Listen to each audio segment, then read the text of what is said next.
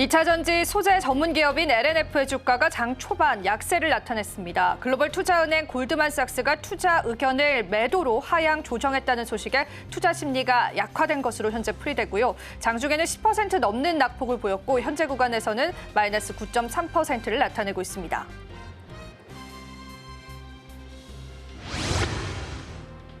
미래에셋 투자가 이재명 정부의 인공지능 투자 선봉장이 될 수 있다는 증권가 전망에 장 초반부터 주가가 강세를 나타냈습니다. 하지만 현재 구간에서 그 탄력은 조금 줄어들면서요. 현재는 4% 정도의 상승세를 나타내고 있습니다. 현재 잔주한때는 17%의 오름세를 나타내기도 했습니다.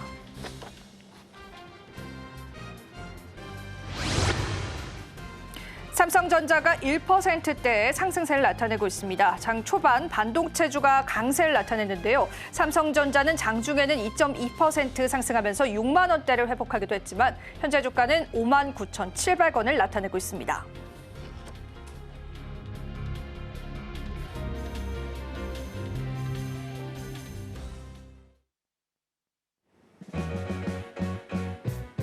시청자 여러분 안녕하세요. 마켓 쇼쇼쇼 진행을 맡은 이지영입니다. 자, 오늘 국내 증시는요. 신정부 기대감이 다시금 주목을 받으면서 2,800포인트를 무난히 넘어가면서 좋은 흐름도 이어져 오고 있는데요. 외국인 같은 경우에도 연속 순매수세를 보이면서요. 여전히 대형주 위주의 장세가 계속되고 있습니다. 증권가에서도 굉장히 맑은 시장 전망들이 나오고 있는 만큼요. 우리가 새로 펼쳐진 시장 시나리오에 맞는 또 다른 전략들 필요할 것 같습니다. 오늘도 저희가 꼼꼼한 시장 전략들 함께 해드리겠습니다. 오늘 첫 번째 코너부터 소개해드릴게요. 자, 오늘의 뉴지스 코너는요. ISS 김태성 본부장님께서 시장을 보는 색다른 시각을 통해서요. 여러분들에게 투자 전략들 함께 해드릴 예정입니다. 또 저희 방송 다양한 채널을 통해서 시청하실 수가 있습니다. 많은 참여와 소통도 부탁드리도록 할게요. 저희 방송 제공해드리는 정보는 투자 판단에 대한 조언일 뿐입니다. 가치 판단과 상승 하락을 보장하고 있지는 않다는 점 다시 한번 유의 부탁드리겠습니다. 그럼 마감 시작까지 저희와 함께 꼼꼼한 전략들 한번 챙겨보시죠. 마켓 쇼쇼쇼 출발합니다.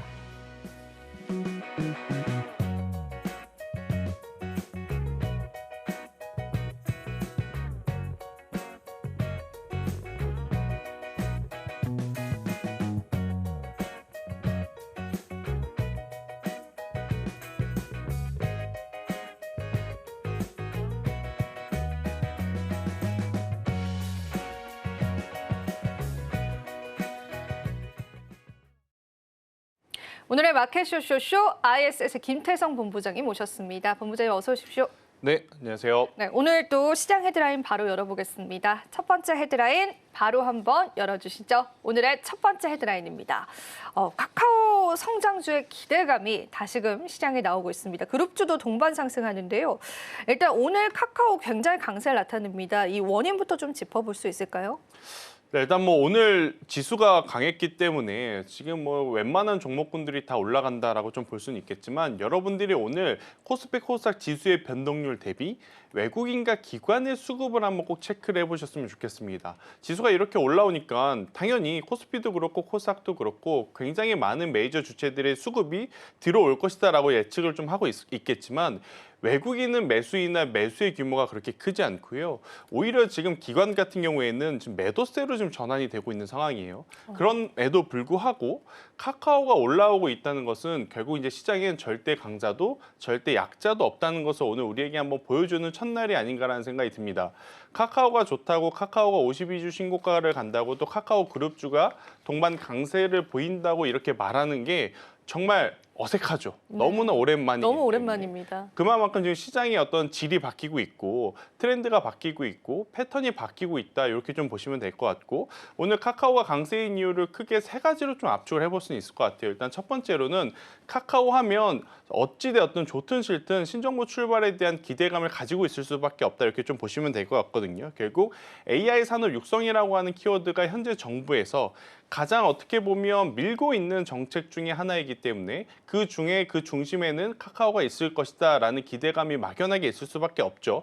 왜냐하면 우리나라 데이터베이스를 기반으로 하는 플랫폼 기준으로 보면 네이버와 카카오 두 기업밖에 없거든요. 물론 이제 그 외에 더전 비전도 있고 한디가 컴퓨터도 있지만 그들은 조금은 이제 디테일하게 세부적으로 좀 들어가야지만 되다 보니 대중성 기준으로 보면 카카오와 네이버를 이길 수 있는 플랫폼은 없습니다. 그런 카카오가 결국 이제 신사업이 아니죠. 신정부에 따른 어떤 정책 수혜를 받을 수 있겠다라는 게 가장 중요한 첫 번째 포인트일 것 같고요. 두 번째로는 우리나라 소프트 기업이 한계는 뭐냐면 국내를 넘어서 해외에서 어떤 성과를 보이기가 어렵다는 것입니다. 그런데 지금 카카오 같은 경우에는 하반기에 뭐와 협업을 한다고 이야기를 하고 있냐면 바로 오픈 AI, 챗 GPT와 함께 협업을 통해서 에이전트 AI에 대한 기대감을 계속 높이고 있다는 게 이제 두 번째 골자일 것 같다라는 생각이 들고 있고요. 세 번째로는 아직 확실치는 않습니다. 하지만 이제 시장에서 돌고 있는 뉴스 중에 하나가 스테이블 코인이 만약 발행을 하게 되었을 때 카카오가 개입을 하게 된다면 충분히 활용성 그리고 이제 가상화폐 관련주로도 또 묶일 여지가 있다 보니까 오늘 카카오뿐만 아니라 카카오뱅크, 카카오페이, 또 카카오 게임즈, 그러니까 웬만한 지금 카카오 그룹주들은 다 같이 올라가고 있다. 이렇게 좀 정리를 할 수 있을 것 같고요. 그래도 이제 가장 중요한 건 뭐냐면 결국엔 실적에 대한 개선세가 지금 나타날 것이냐 말 것이냐 이게 중요한 것 같아요. 지금 카카오에 여러분들이 이제 종목 수급을 놓고 보게 되면 기관도 기관이고 외국인도 수급의 연속성을 좀 계속 띄고 있거든요. 왜냐, 박스권에서 지금 기관과 외국인의 수급이 들어왔다는 것은 그들 모두 박스권을 돌파할 가능성이 높다고 판단을 했기 때문인데 오늘 이 돌파하는 구간에서도 일단 장중이라서 조금은 더 확인이 필요하지만 기관 같은 경우에는 연기금과 투신이 지금 계속해서 매수세를 붙여주고 있어요. 제가 누차 강조드렸죠.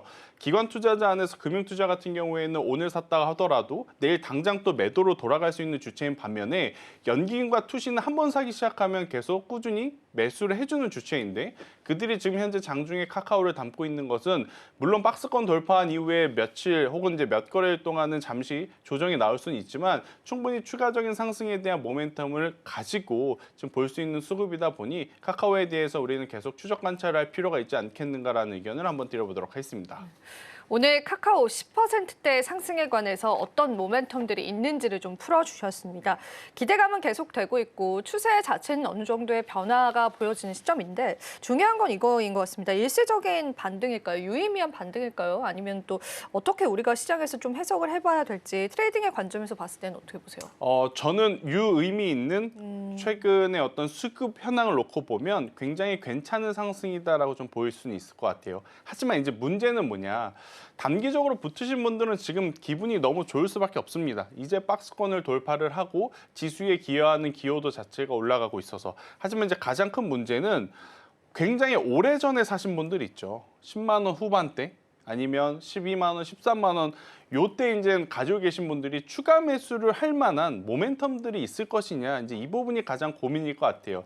지금의 구간에서 단기 전략을 이제 수립을 하셔서 트레이딩 하실 분들은 저는 괜찮다라고 보지만 굉장히 오래전부터 물려 계신 분들은 사실 그 가격대에서 추가 매수를 하기에는 아직은 기대감에 너무 조금 올인되어 있는 모습이 아닌가라는 생각이 듭니다. 결국 하반기에 챗 GPT와 협업을 할 것이다. 그리고 에이전트 AI가 만약 개화가 된다면 지금보다 훨씬 더 좋은 성과를 낼 것이다. 그러니 지금 당장 보여주는 것은 사실 많지 않습니다.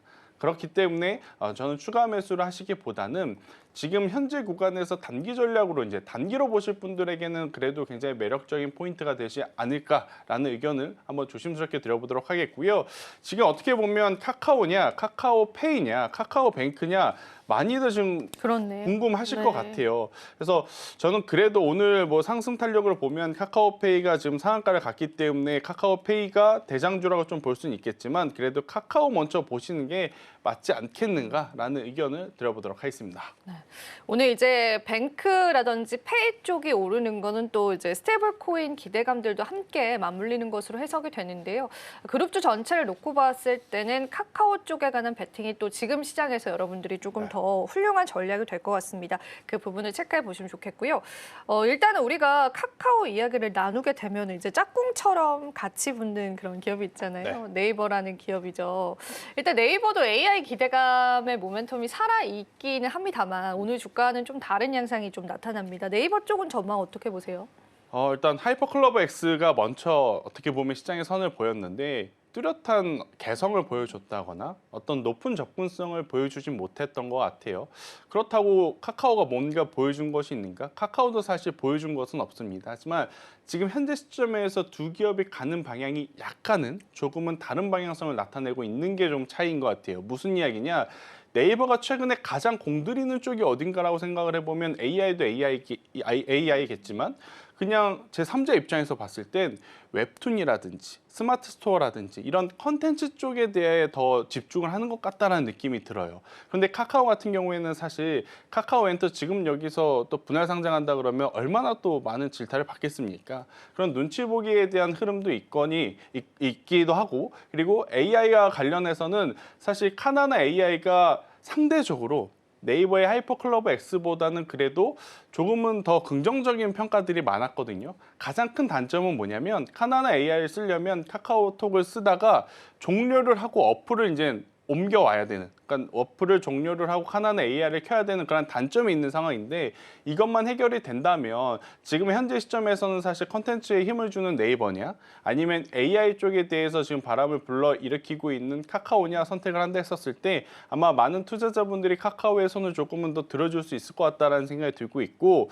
그리고 결국 개인 투자자분들이 생각하는 굉장히 많은 요소 중에 가장 중요한 포인트 하나는 뭐냐면 변동성입니다. 똑같은 기간에 내가 투자를 했을 때 투자자분들의 가치관에 따라 다를 수는 있겠지만 안정적인 것을 원한다면 당연히 네이버가 압도적이겠죠. 하지만 지금 시장에서는 속도를 좀 이야기 안 할 수는 없는 그런 상황이라 속도까지 고려해 봤었을 때는 결국 카카오, 카카오페이, 카카오뱅크 쪽을 선택하지 않겠는가라는 의견 한번 드려보면서, 저도 사실은 올해 3월달, 4월달까지만 하더라도 네이버, 카카오 뭐가 좋냐라고 하면 그래도 노란색보다는 초록색이 낫지 않겠습니까? 라고 좀 많이 말씀을 드려왔는데 최근 2주 사이에 시각이 좀 많이 바뀐 것 같아요. 결국 변동성이라고 하는 가장 큰 또 무기를 가지고 움직이고 있는 게 카카오이기에 저는 카카오를 조금은 더 보셔도 괜찮지 않겠는가라는 의견을 드려보도록 하겠습니다. 예, 이렇게 해서 네이버 쪽에 관한 전망들도 같이 한번 살펴봤습니다. 참고해 보시면 좋겠고요. 이어서 저희 이어지는 헤드라인도 바로 한번 만나보겠습니다. 두 번째 헤드라인 바로 한번 열어주시죠. 오늘 두 번째 헤드라인입니다. 남북관계 변화의 기류 좀 체크해 보겠습니다. 증시 수혜처 한번 보겠습니다. 일단은 저희가 또 신정부 출범 이후의 기대감들도 있었고 사실 트럼프 당선 이후에도 이 기대감들 좀 있긴 했었잖아요. 지금 관련주 움직임들 좀 어떻게 되는지부터 좀 짚어볼 수 있을까요? 일단 경협주들도 정말 오랜만에 말하는 것 같습니다. 그러니까 앞서 카카오도 마찬가지고 남북 경협이라고 하는 단어도 제가 제 입으로 말하는 것도 참 오래간만인 것 같아요. 그만큼 지금 못난이 주들의 반란이라고 할 정도로 과거에 정말 소외받았던 섹터와 종목군들의 이제 강세가 최근 한 일주일 동안 이어지고 있는데, 남북 경협주도 오늘 제가 말씀드리지만 지난주부터 이미 움직인 종목군들이 많았거든요.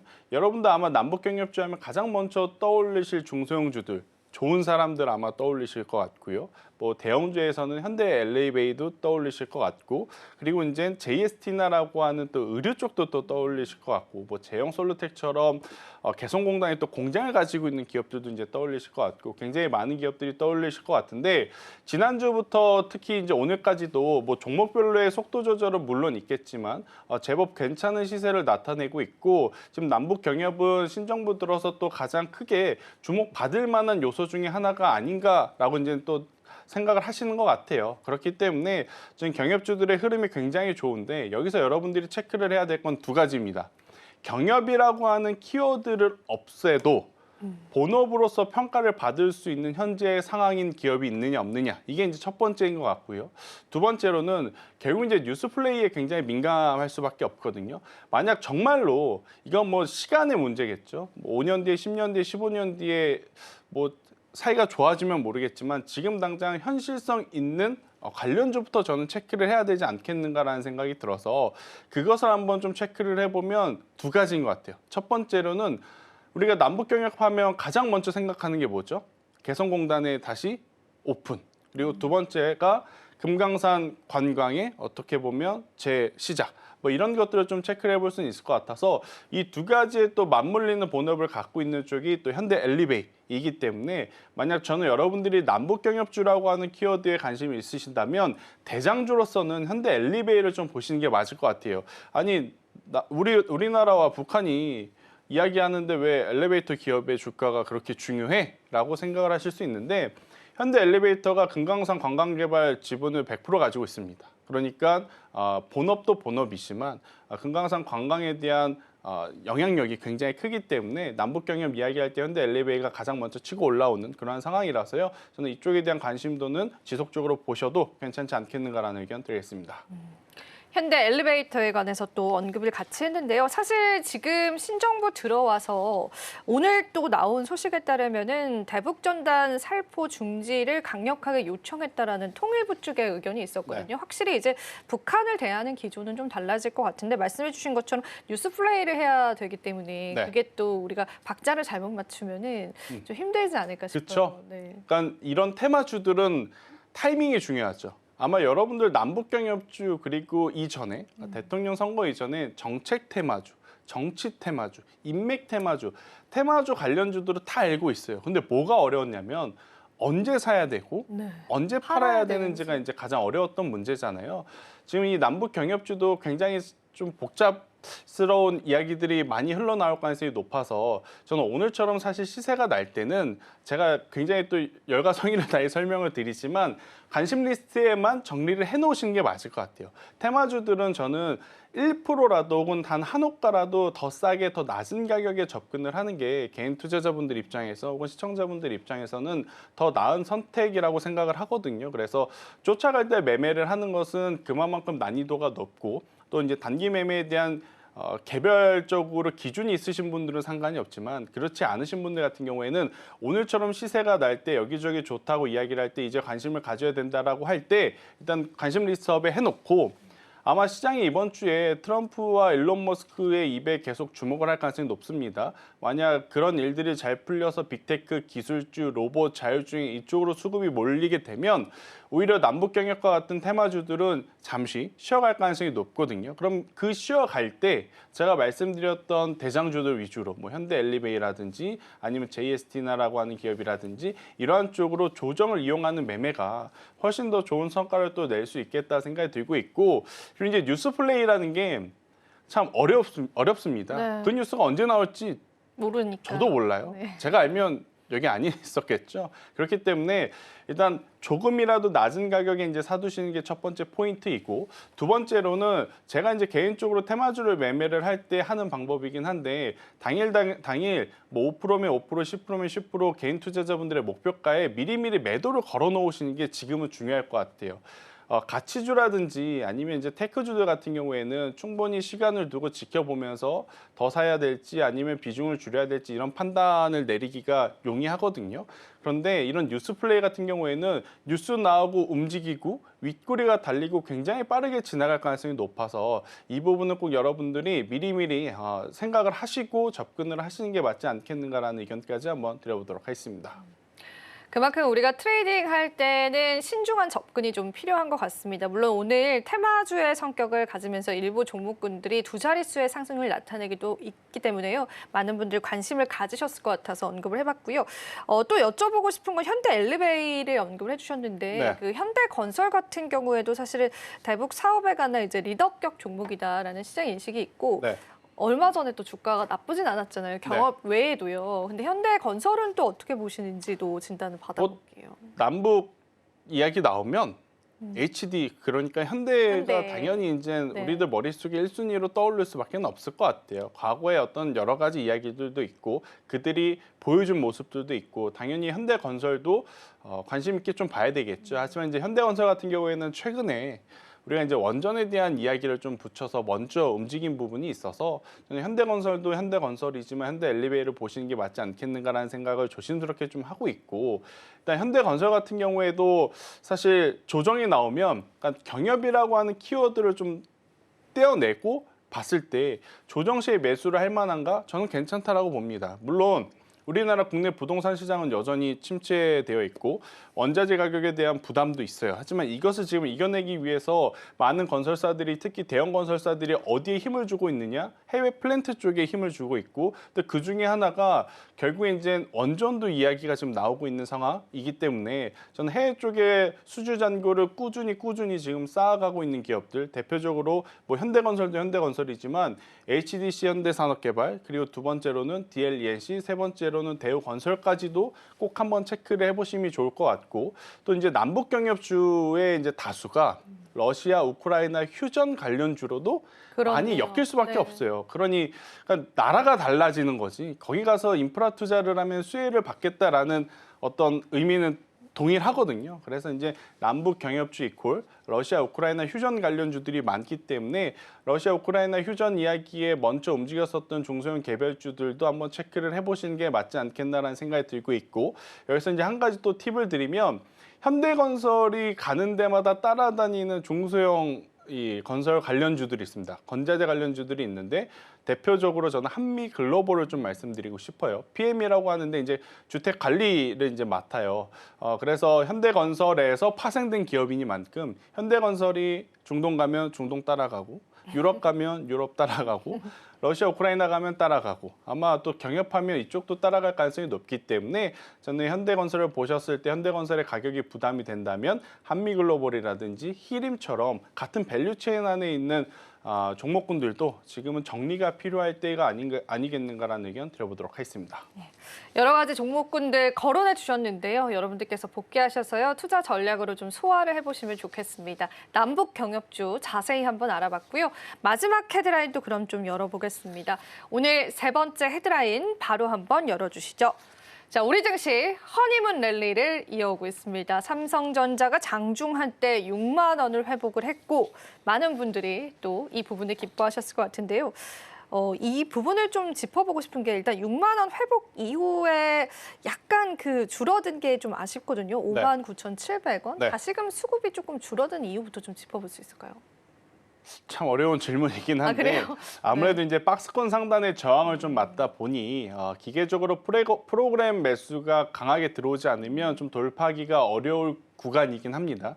제가 앞서서 이제 무슨 이야기를 드렸냐면 오늘 우리나라 지수 등락률 대비 외국인의 수급이 그렇게까지 좋다고는 제가 말씀드렸지 않습니까? 안 좋다고. 그렇기 때문에 약간의 일정적인 저항 가격을 한 번에 돌파하기에는 부담이 있어 보여요. 특히나 오늘 삼성전자처럼 혹은 SK하이닉스처럼 직전 고점 직전에 저항을 맞고 떨어지는 종목군들이 있는 반면에 그동안에 소외받았던 쪽으로 이제 수급 쏠림 현상들이 지금 많이 나타나고 있는 그러한 상황이기 때문에 삼성전자는 잠시 쉬어갈 수밖에 없지 않나라는 생각이 들고 있고 중요한 키포인트는 이번 주 글로벌 증시의 방향성인 것 같습니다. 지금 테슬라는 테슬라대로 이리저리 말썽이 굉장히 많죠. 그리고 이제 국내에서도 또 미국 시장 투자하시는 분들 중에 테슬라 좋아하시는 분들 굉장히 많은데 어떻게 해야 될지 방향성을 지금 잡기도 어려운. 근데 반대로 그에 따른 반사수혜로 반도체 진영 쪽에 이제 수급 쏠림이 미국에서도 나타날 가능성이 저는 높다는 생각이 들어요. 그래서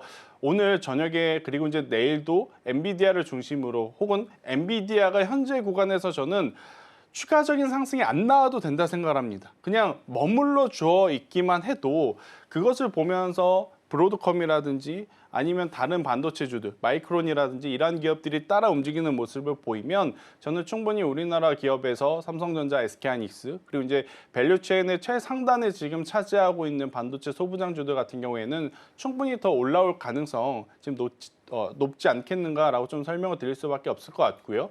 일단 시장의 트렌드가 작년 이맘때는 하드웨어 쪽에 조금 더 집중을 했던 것 같아요. 예전에는 HBM 딱 하나만 이야기를 했다면 지금 시점에서는 결국 AI 소프트웨어 쪽으로 확산이 되면서 AI 소프트웨어 쪽에 대한 관심도가 지금 더 많아진 상황이거든요. 그래서 하드웨어 관련 대표적인 삼성전자, SK하이닉스는 저는 더 이상 욕심을 내시는 것보다 여기서만 잘 쉬어주면 반도체 소부장 혹은 소프트웨어 쪽이 오히려 시세를 좀 내면서 섹터 내 순환매가 나타날 수 있는 지금 가장 좋은 어떤 흐름이 아니겠는가라는 의견까지 한번 드려보도록 하겠습니다. 지금 또 말씀을 서두에 해주셨는데 그 6만 원대라는 게 굉장히 중요한 또 가격대인 것 같습니다. 그 부분을 또 시원하게 돌파를 해준다면 또 새로운 국면을 좀 기대해 볼 수 있지 않을까 싶은데 오늘 시장에서는 다시금 5만 원대를 좀 나타나고 있는 게 살짝의 아쉬움이 있지만 그래도 우리가 긍정적으로 볼 수 있는 요인들은 참 많은 것 같습니다. 사실 삼성전자를 발목 잡고 있는 게 엔비디아와의 협업이잖아요. 네. 그거를 이제 저도 여러 번 본부장님께 여쭤본 것 같은데 네. 아직은 또 소식이 업데이트된 건 없는 거죠? 일단은 없죠. 없고 오히려 SK 하이닉스 쪽의 의존도가 조금 더 높아져 보이는 느낌의 뉘앙스들이 많은 상황이라서 이게 아쉽긴 합니다. 하지만 언제나 제가 앞서서도 무슨 이야기를 드렸냐면 영원한 강자도 영원한 약자도 없는 게 이제 주식 시장이기 때문에 지금의 단점이 오히려 시간이 지남에 따라서 어떻게 보면 장점으로 변화될 수 있는 타이밍은 올 가능성은 있어요. 그렇게 조금은 더 기다려 보시면서 HBM 관련한 이야기는 조금 이제 시간이 필요하다라는 것을 좀 말씀드리고 싶고 대신에 삼성전자는 어떤 부분에 대해 이제 강점이 있느냐 요거를 좀 체크를 해보면 결국 이제 디램 쪽에 대한 물론 이제 이것도 시장 점유율 SK 하이닉스에 조금 뒤처진 모습을 보이긴 했지만 가격이 올라온 만큼 실적에 대한 개선세는 올해 2분기에 뚜렷하게 나타날 가능성이 높거든요. 여기에 플러스 지금 중국에서도 그렇고 미국에서도 그렇고 뭐 애플 많이 팔리네 안 팔리네 모바일 뭐 출하 수량 늘어났네 안 늘어났네 말이 많잖아요. 근데 숫자 기준으로 보면 삼성의 갤럭시 시리즈는 여전히 높은 판매량을 계속 보여주고 있다라는 것이 저는 팩트인 것 같아요.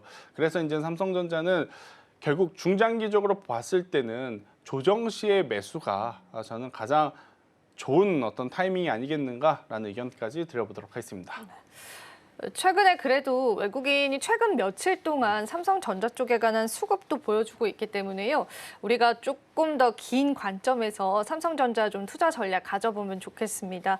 참 많이 기대를 했던 6만 전자, 7만 전자였는데 역시나 조금 아쉽긴 합니다. 자, 그래도 우리가 반도체주 전반적으로 악재다라고 한다면 이 보조금 축소 이야기도 한번 짚어봐야 될 것 같은데 이 역시도 저희가 여러 번 이야기를 나눴던 부분이긴 한데 아직은 좀 확실시된 게 없기 때문에 한 번은 좀 더 짚어보면 좋겠습니다. 이게 또 상승을 제한시키는 요인이 되지 않을까라는 의견은 어떻게 보세요? 최근 주말 사이에 일론 머스크와 트럼프의 갈등이 어떤 있었죠. 갈등을 네. 지켜보면 언제 또 이상한 이야기 해도 이상하지 않겠다라는 생각이 들더라고요. 그러니까 아마 많은 투자자분들이 저랑 같은 생각이실 것 같아요. 어떤 생각이냐면 불편한 거를 최대한 저 구석에다가 묻어두고 생각을 안 하시고 있을 것 같은데 그 생각이 뭐냐? 아직 반도체 관세, 제약바이오 관세는 이야기 나오는 게 없다라는 거죠. 만약에 이제 그걸 빌미로 이제 뭐 규제 보조금에 대한 이야기라든지 또 규제에 대한 이야기가 나오게 되면 당연히 반도체주들 같은 경우에는 투심이 위축이 될 수밖에 없다는 생각이 들어요. 하지만 저는 지금 여러분들이 보고 있는 AI 산업 그리고 데이터 센터의 이 빅테크 기업들이 거대하게 투자를 하고 있다는 것만 기억을 하면 좋을 것 같아요. 왜? 만약 트럼프의 발언 때문에 조정이 나오면 저는 펀더멘탈상의 문제가 없는 지금의 AI 데이터 그리고 반도체 같은 경우에는 그 조정이 기회일 수밖에 없지 않겠는가라는 생각이 들거든요. 그러니까 트럼프가 규제에 대한 이야기를 하지 않는 상태에서라도 조정을 받고 있으면 그건 문제가 되죠. 그런데 지금 트럼프가 조용히 있으니까 엔비디아는 다시 올라왔고요. AI 관련주들은 다시 또 전고점을 돌파할 위치까지 회복이 빠르게 올라온 상태예요. 근데 여기서 트럼프의 말 한마디에 그들의 섹터가 혹여나 흔들린다 혹은 조정을 받는다 일시적인 변동성은 저는 기회다라고 생각을 하시는 게 투자자들에게는 더 지금은 필요한 전략이 될 수 있겠다는 의견을 한번 드려보도록 하겠습니다. 악재라고 하는 또 리스크들이 좀 있는 분야이기 때문에 그 부분도 이야기를 나눠봤고요. 그래도 우리가 또 시장에서 여러 가지 변수들은 기억을 해둬야 될 것 같습니다. 그래서 한 번쯤 상기시켜보는 그런 기회가 되셨으면 좋겠고요. 그리고 최근에는 이제 반도체 그 대장주보다 또 소부장주가 좀 강한 기조들이 좀 나오고 있어서 사실 우리가 하이닉스랑 삼성전자 이야기는 참 많이 얘기를 나누잖아요. 근데 이제 소부장 쪽으로 이제 시선을 돌린다면은 어떤 기업들 바라보면 좋을지 몇 가지 좀 짚어주시면 좋을 것 같아요. 일단 먼저 시세가 난 쪽은 반도체 테스트 소켓이죠. 지난주 우리가 금요일날 휴장이었으니까 수요일날, 목요일날 그리고 오늘 시초까지 강하게 흐름이 나왔던 건 반도체 장비 안에서 반도체 테스트 소켓 쪽이 굉장히 강했다라고 말씀드릴 수 있을 것 같고, 일단 오늘 기준으로 보면 가온칩스와 같이 디자인 하우스 쪽이 또 오늘 당일 기준으로만 보면 그래도 제법 거래량이 붙는 변동성이 좀 나오고 있는 상황이라 반도체 소부장 내 안에서도 굉장히 빠른 순환매가 지금 돌아가고 있음을 여러분들이 느끼시는 게 맞다. 지금 반도체도 지금 속도를 쫓아가다 보면 물리고 네. 이동했다 물리고 또 이동했다 물리고 이럴 경우가 지금 많을 수밖에 없거든요. 이럴 때 너무 이제 많은 종목을 이제 본다라고 하지 마시고 여러분들이 이제 주력으로 보고자 하는 기업들의 영업 이익률을 한번 보실 필요가 있어요. 영업 이익률이 적어도 두 자릿수 이상이 나와야 나오는 기업은 충분히 물리더라도 투자를 할 만합니다.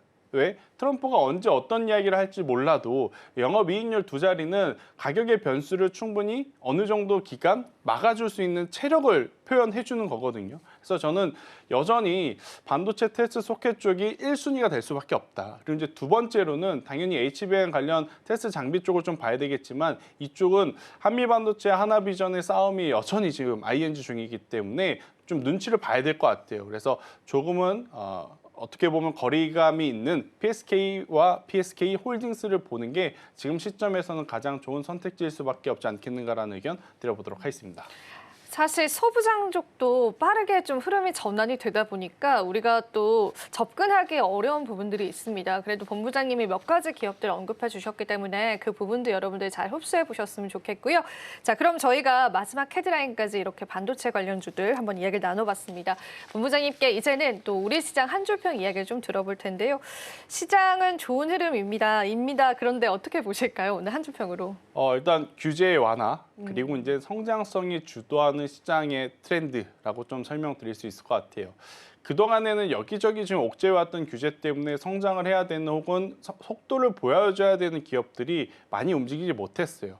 그러니까 눈에 보이는 수주 잔고를 기반으로 하는 반도체 소재 부품 장비주들이 먼저 움직였던 시장이었다면 최근에는 뭐 소부장주들 여전히 좋은 움직임을 보여주고 있는 가운데 카카오처럼 규제 완화를 해준다고 하니 굉장히 빠르게 또 속도감 있게 올라오는 종목군들이 지금 많아진 상황이거든요.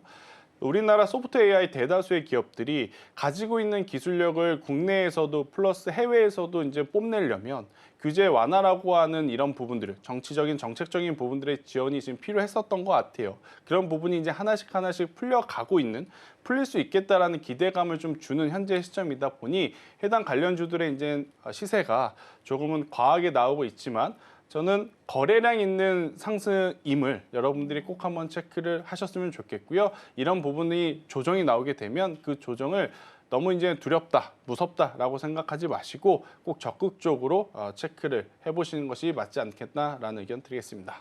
네. 우리가 또 우리 시장 긍정적으로 바라볼 수 있는 요인들 참 많은 것 같습니다. 그 부분까지도 같이 이야기 나눠봤습니다.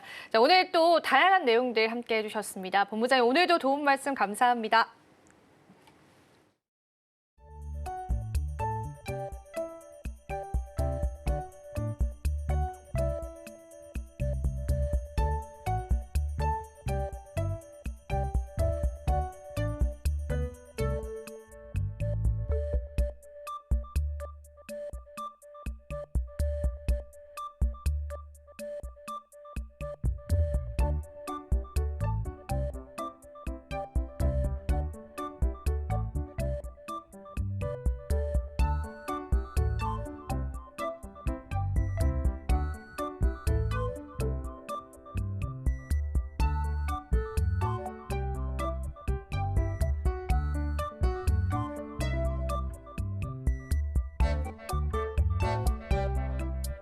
네, 오늘 우리 양시장 같은 경우에는 나란히 상승 출발을 해서 지금 현재도 나란히 1%대 상승세 나오고 있습니다. 코스피 같은 경우에는 장중한 때 2% 가깝게 오름세를 보이기도 했고요. 그리고 코스닥 같은 경우에는 지금 현재 장중 고점 부근을 지나가고 있는 상황입니다. 원화 강세 흐름이 이어지는 가운데 증시 부양 의지를 나타냈던 신정부에 대한 기대감이 계속해서 고조되고 있기 때문입니다. 자, 오늘 수급 살펴봤더니 외국인이 양시장에서 나홀로 매수 매수 우위를 보이면서 지수 상승을 이끌고 있는 상황입니다. 자, 그러면 오늘 우리 시장에서 특징주 3가지부터 하나씩 뜯어보도록 하겠습니다. 자, 먼저 준비된 쪽은 LNF입니다. 골드만삭스에서 목표 주가를 8만 원에서 4만 원으로 반토막을 내버렸습니다. 이 4만 원이라는 금액은요, 전 거래일 종가 기준으로도 30% 가까이 낮은 수준입니다. 그리고 투자 의견 역시도 매도로 하향 조정을 했습니다. 이렇게 좋지 않게 본 가장 큰 이유 중에 하나는 LNF의 고객사 집중도를 꼽았습니다. 실제로 작년 매출에서 80%나 LG 에너지 솔루션에서 나왔습니다. 그만큼 많이 치우쳐져 있다라고 해석 가능하겠습니다. 자, 그리고 고객 다변화를 위해서 굉장히 공을 들였었던 이 테슬라 같은 경우에도 현재 자체 배터리 셀 생산 확대 시점을 지연시키고 있고요. 노스볼트는 파산을 했습니다. 신규 고객도 없는 상황, 새 제품 파이프라인도 없는 상황이다라고 정리 가능하겠죠. 자, 그러면서 이런 상황에서요, 문제가 되는 부분은 LNF의 제품 차별성도 부족하다라는 것입니다. 뿐만이 아니라 유럽 시장에서 현재 중국산 LFP 수입은 급증세를 보여주고 있고, 미국 시장에서도 IRA에도 불구하고 자체 시장 규모가 계속해서 약세를 그릴 것이라고 전망하고 있습니다. 자, 숫자로 한번 이야기해 보도록 하겠습니다. 다음 장 들어가 보도록 할게요. 올해가 아닌 내년에 부채 비율은 376%를 기록을 할 것이며, 이자 보상 배율은 0.3에 그칠 것이라고 했습니다. 여기서 이자 보상 배율이라는 것은 영업이익을 이자 비용으로 나눈 값을 의미를 하거든요. 이 수치가 1 미만이면 그해 이익으로도 이자도 다 갚지 못하는 것을 의미를 한다고 합니다. 그런데 0.3이라는 부분 다시 한번 체크. 자, 그렇지만 단기적으로 봤을 때 경쟁사 측에서 공급 부족이 발생이 되거나 원화가 또 강세를 보이면 수익성과 주가는 반등세를 단기적으로는 그릴 수 있다라는 이야기도 했습니다. 오늘 골드만삭스에서는요, LNF 외에도 SK이노베이션과 에코프로비엠 그리고 포스코 퓨처엠에 대해서도 모두 다 매도 의견을 제시했다는 부분 체크. 자, 오늘 주가 살펴봤더니 LNF 같은 경우에는 두 자릿수 약세를 그리기도 했습니다. 다음 들어가 보도록 하겠습니다. 다음으로 준비된 쪽은 신세계입니다. 오늘 한국투자증권에서 목표 주가를 15만 9천 원에서 21만 5천 원으로 10.3% 상향 조정을 했습니다. 이 신세계에 대한 주가가 올해 상승률로 갔을 때 타사보다도 저조했다고 합니다. 그 이유로는 실적 개선 요인이 약하기 때문이라고 이야기했습니다. 실제로 YTD 살펴보면 신세계 같은 경우에는 30% 오름세를 보였거든요. 그런데 현대백화점과 롯데쇼핑 같은 경우에는 각각 50%, 44% 증가를 한 것, 상승을 한 것을 알아갈 수가 있었습니다. 자, 그렇지만 하반기에는 면세 여파이 개선세를 보일 것이며, 인천공항과 현재 임대료 인하 조정을 앞두고 있는 상황이라고 합니다. 당연히 긍정 포인트로 가져갈 수가 있겠죠. 신세계 같은 경우에는 타사보다도 면세 산업 노출도가 높기 때문에 타사 주가와 키 맞추기가 일어날 것이라고 이야기했습니다. 다음 장 들어가 보도록 하겠습니다. 작년에 부진했었던 중국 화장품 산업은요, 그래도 좀 바닥을 다지고 있는 상황이라고 합니다.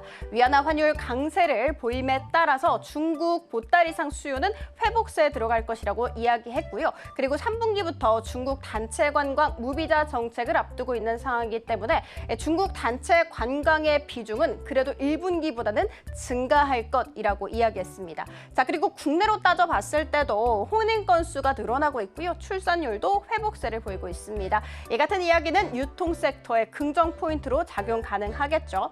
자, 그리고 현 주가 살펴보면 신세계 같은 경우에는 임대료 인하에 대한 기대감이 반영되지 않았다고 합니다. 만약에 임대료 인하에 성공을 하게 된다면 주가와 실적에는 매우 긍정적으로 작용할 것이라고 이야기했습니다. 신세계 오늘 3% 안팎의 강세 보이고 있습니다. 다음 들어가 보도록 하겠습니다. 카카오입니다. 일단 증권가에서 긍정의 리포트가 나왔습니다. 올해 실적의 핵심 포인트는요, 콘텐츠 부문을 이 플랫폼이 얼마나 상쇄시키느냐, 여기에 달렸다라고 이야기했습니다.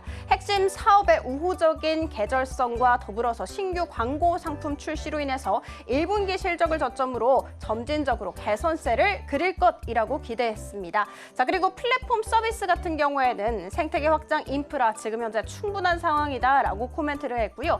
AI B2C 모델의 지향점이라고 할 수 있는 에이전트 서비스 시장에서 카카오는 선도 역할을 담당할 것이라고 했습니다. 자, 그리고 다음 장 들어가 보도록 하겠습니다. 영업이익 이야기를 해봐야 될 텐데 올해 같은 경우에는 15% 증가를 할 것이며 내년에는 24% 증가할 것이라고 전망을 했습니다. 자, 그리고 함께 덧붙였던 말이 톡비즈 개편에 대해서 이게 성과가 굉장히 좋게 되면 충분히 영업이익이 더 늘어날 가능성 높다라고 이야기했습니다. 신정부 출범했죠. 이에 따라서 또 추경에 따른 유동성 확대가 기대되는 상황 속에서 카카오 그룹주 같은 경우에는 대표적인 성장주로 꼽히기도 합니다. 오늘 그래서 동반 강세 보여주고 있는데요. 카카오 같은 경우에는 무려 두 자릿수 강한 상승세, 카카오 뱅크 같은 경우에도 20% 가깝게 날아오르고 있고요. 카카오 게임즈 같은 경우에는 6% 상승세. 자, 그리고 가장 눈여겨봐야 되는 부분은 카카오 페이입니다. 오늘 상한가 터치하기도 했는데 워낙 스테이블 코인 도입 정책에 대한 수혜를 받을 것으로 예상되기 때문입니다. 자, 그러면 다음 들어가 보도록 하겠습니다. 다음으로 준비된 쪽은 국내 테마 탑3이고요. 지역 화폐와 전자결제 쪽입니다. 정부 및 여당 측에서 전국민 재난지원금 및 지역 화폐를 적극적으로 검토하고 있다라는 소식이 들어왔죠. 여당 측에 의하면 추경 집행이 되면 경제 성장률 1% 정도는 성장할 것이라고 코멘트했습니다. 갤럭시와 머니트리 같은 경우에는 상한가 터치하기도 했고요. 코나 아이와 쿠콘 나란히 두 자릿수까지 상승세를 보였습니다만 지금 현재는 상승분을 계속해서 토해내고 있습니다. 다음 들어가 보도록 할게요. 중국 소비입니다. 이재명 정부의 실용주기 외교에 따라서 한중 관계가 개선세를 보일 것이라고 관측 나오고 있습니다. 그 안에서도 증권가에서는 기획사 같은 경우는 역대 최대 증액 사이클을 보였고 카지노 같은 경우에도 역대 최대 실적을 써내린 상황이다라고 이야기를 했죠. 자, 하이브와 초록뱀 미디어 같은 경우에는 5% 안팎의 상승세, 파라다이스 같은 경우에도 3%대 상승세 그리고 있습니다. 다음 들어가 보도록 하겠습니다. 조선과 조선기자재는 오늘 하락으로 이름을 잡았습니다. 글로벌 선박 발주량이 작년의 절반 수준으로 급감했다라는 소식이 들어왔고 그 안에서도 증권가에서는 HD 현대 미포에 대해서 밸류에이션 매력도가 떨어졌으며 주가 상승 여력이 부족한 상황이다 라면서 투자 의견을 매수해서 중립으로 하향 조정을 했습니다. 그래서 오늘 HD 현대 미포를 비롯해서 HJ 중공업과 한화오션까지 나란히 3에서 5%대 약세를 그리고 있습니다. 지금까지 은혜로운 섹터 함께 살펴봤고요. 저희는 다음 코너에서 이어집니다.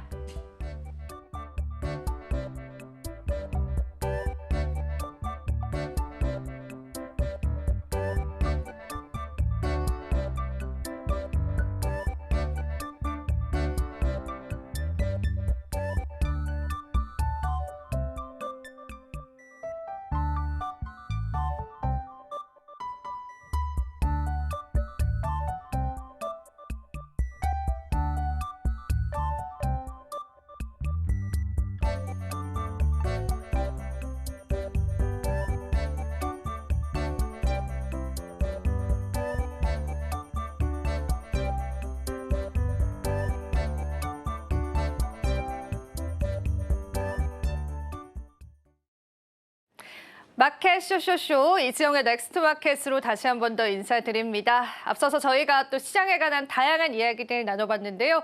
이번 시간에는 시장을 좀 수급적으로 바라보고요. 그리고 내일 있을 일정들을 통해서 넥스트 마켓의 시나리오들 좀 잡아보겠습니다. 월요일 우리 시장 기분 좋게 장마감을 향해서 가고 있습니다. 일단은 오늘 우리가 어떤 수급에 집중을 해볼지 같이 한번 이야기 나눠보겠습니다. 개인 투자자들의 고객 예탁금이 최근 들어서 큰 폭으로 상승했다라는 소식들이 전해져 왔는데요.